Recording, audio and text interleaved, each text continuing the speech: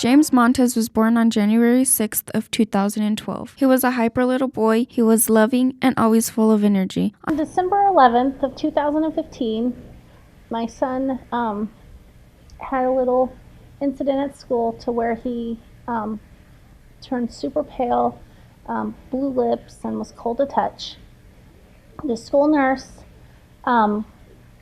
couldn't find anything wrong with him, but she called and visited with me, and I told her about some things that had been going on for the last month, and she recommended that I demand an appointment to the doctor. So got an appointment the next day.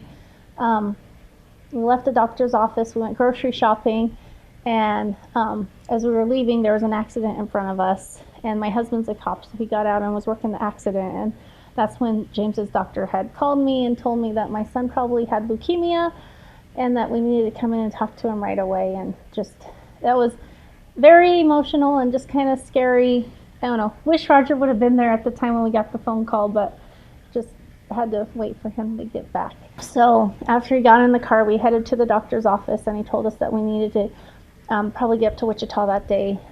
At that point, it was either leukemia or a really weird virus, but he said if it was his grandson, he wouldn't wait around because they couldn't do the testing for it here and just send us on up to Wichita. So we headed up that night to Wichita. When James had first went to Wichita, Kansas for treatment, he wanted to know why he was there and wanted to know what was going on. So a nurse had came in to do a project to show him how the blood is supposed to look and how his looks now. James now knows he has bad cells, as he calls bugs, and he needs to get them out so he can feel better. Then the results came back that it was ALL.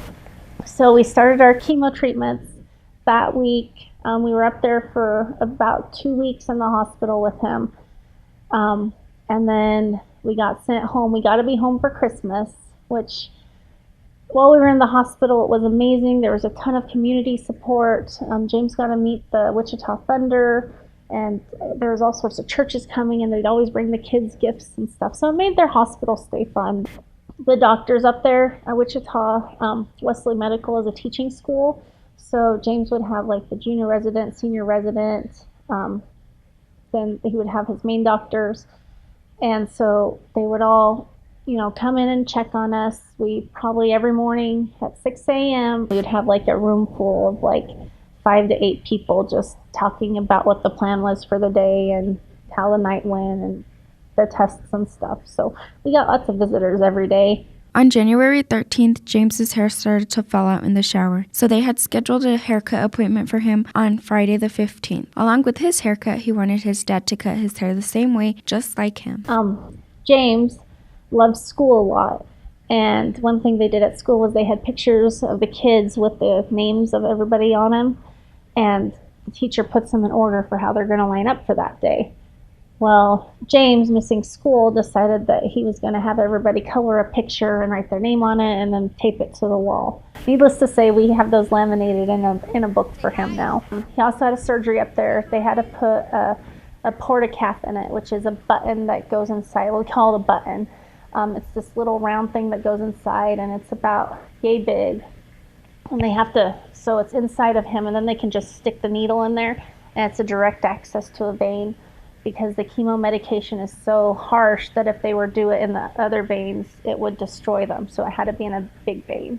The first couple of weeks when they had given James his treatment, he was really tired and also wanted to cuddle, along with being really emotional. It took some time for him to brighten up, start laughing and running around and playing like he used to. And once that time came, everyone felt the joy and was happy for him, and it was a really beautiful experience to watch. Other than him freaking out about them touching his button, it's been a pretty smooth flow.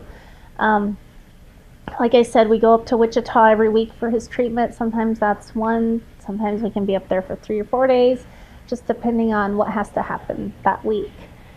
Let's see, we'll be doing that for probably until June-ish, if James stays healthy, once a week until June, and then after that he'll have to keep taking a chemo pill every day for 3 years. We'll have to go see our doctor here in town and get a chemo shot once a week for 3 years. And then once a month, at that point, we'll go up to Wichita and again do another IV session of chemo for 3 years. So once we get past the 6 months, then the 3 years will be awesome because there'll be a lot less traveling. I think we've had amazing help with the community. Everybody stepped in and watching him. James has an awesome niece that comes and watches him when I have to go to work. And so my mom happened to just retire at the time of all this, so she's been able to come and help, and just everybody's been amazing. And James, you couldn't tell that he's sick. He's still bouncing off the walls. This is my doctor. It's named